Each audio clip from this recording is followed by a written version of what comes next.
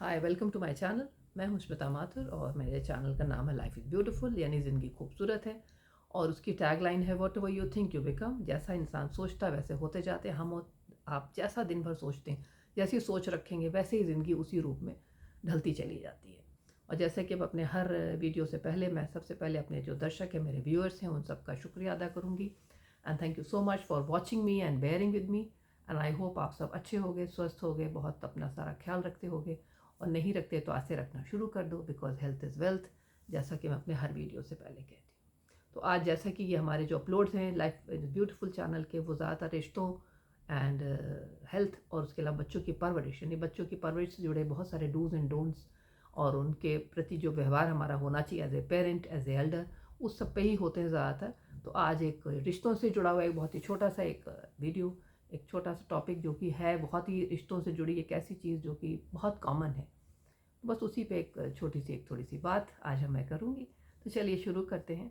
वैसे तो रिश्तों की कोई मियाद नहीं होती, यानी कोई उम्र नहीं होती रिश्ते। कभी कभी बहुत सारे जो प्यार मोहब्बत वाले रिश्ते होते हैं, वो कभी कभी ना चाहते हुए भी कैसे मोड़ पे आ जाते हैं कि अब इसमें किसी एक की गलती नहीं होती।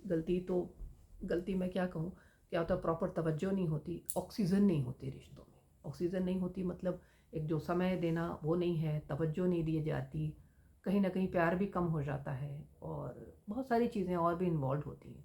और कई बार, जैसे मैं हमेशा अपने हर रिश्ते से जुड़े वीडियो के पहले बताती हूँ, कि जब तक कि संबंधों में सम कंट्रीब्यूशन ना हो, यानी इक्वल कंट्रीब्यूशन ना हो, तो रिश्ते कभी भी नहीं चलते। तो ऐसे ही प्यार भरे रिश्ते कभी कभी बड़े बेहद ही लचर स्थिति में आ जाते हैं। लचर मतलब नो ऑक्सीजन स्टेट, यानी कि रिश्तों में कोई ऑक्सीजन नहीं रही, रिश्तों में कोई जान नहीं रही। और कोई एक व्यक्ति दोनों में से जिसका कि बहुत ही प्रॉपर इन्वेस्टमेंट होता है इमोशनल, जो कि एक्चुअली बहुत जेन्युइनली जुड़ा होता है रिश्तों में। आजकल ये भी है कि रिश्तों में लोग बहुत जेन्युइनली नहीं जुड़े होते। कुछ लोग बहुत ही, एक कहते हैं ना, बहुत ही फॉर्मली जुड़े होते हैं कि ठीक है, चलेगा चलेगा, नहीं चलेगा तो नहीं चलेगा। तो जो कि एक बहुत ही गलत सोच है। कहते हैं ना, आप किसी की भावनाओं के साथ कोई खिलवाड़ मत करो। अगर आपका 100% कॉन्ट्रीब्यूशन नहीं है, 100% इन्वॉल्वमेंट नहीं है, 100% इन्वेस्टमेंट नहीं है इमोशनल, तो आप किसी भी व्यक्ति के इमोशन के साथ आप खिलवाड़ करने का अधिकार किसी को भी नहीं होता। लेकिन ऐसा नहीं है, लोग ऐसा करते हैं और थोड़े बहुत इमोशन, थोड़ी बहुत भावनाओं के साथ जुड़ जाते हैं और अगला आदमी अपनी 100%, कभी 200% दे करके बहुत अपना जीव दिए रहता है। तो जो जीव दिए रहता है उसी के लिए नुकसान होता है अंत में, जब ये ऑक्सीजन रहित रिश्ते आ जाते हैं, यानी ऑक्सीजन रहित रिश्तों वाली स्टेज आ जाती है।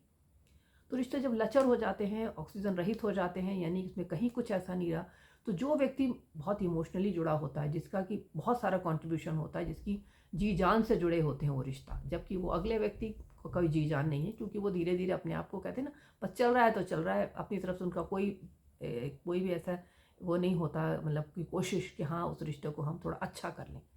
कहीं ना कहीं उनका या तो मन भर चुका होता है या कुछ और चीज़ें, बहुत सारे लोगों के अपने विचार होते हैं। कुछ लोग रिश्तों को निभाते ही बड़ी कैजुअल तरीके से, रिश्ते रिश्ते यानी कि दूसरे की भावनाएं ना हो गई, ऐसे कहीं खड़े होकर कुछ आपने खाया पिया और चले गए, बिल्कुल वैसे लोग रिश्ते भी निभाते हैं, जो कि बहुत गलत है and it's ethically very wrong.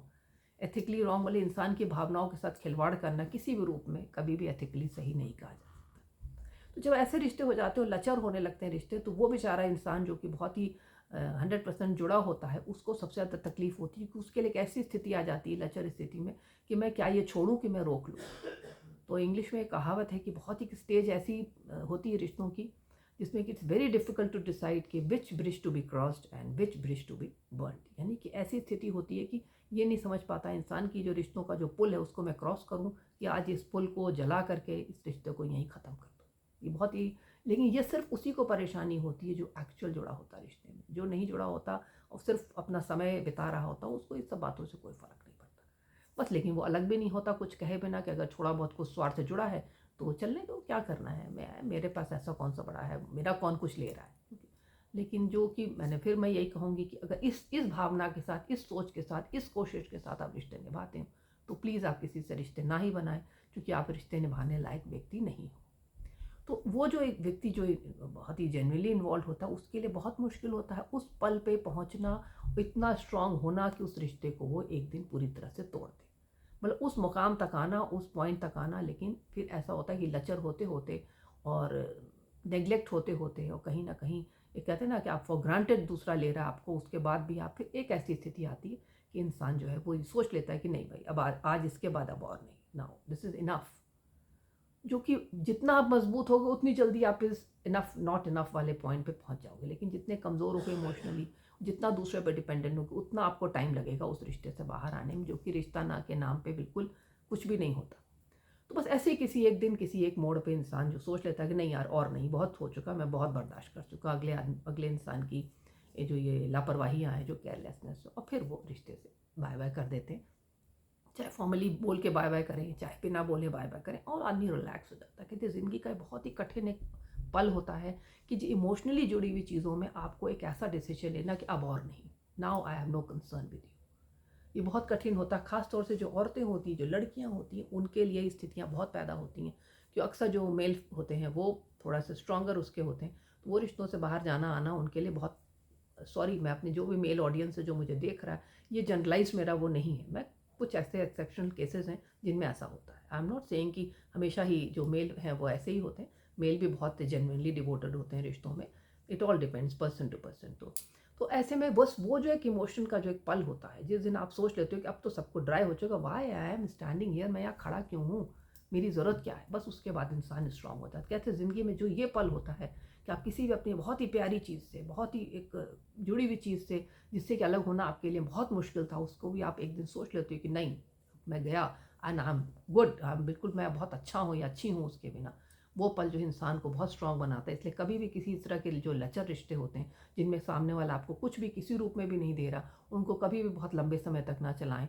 उस लचर स्थिति यानी नो ऑक्सीजन जो स्टेट है रिश्तों की, वो आते बहुत पहले अपने आप को अलग कर लें, वो स्ट्रांग जो एक उस पल एक पल की जो एक स्ट्रांग जो एटीट्यूड होता है, उसको जल्दी से जल्दी अपनाएं और इस तरह के रिश्तों से बिल्कुल मुक्ति पाएं।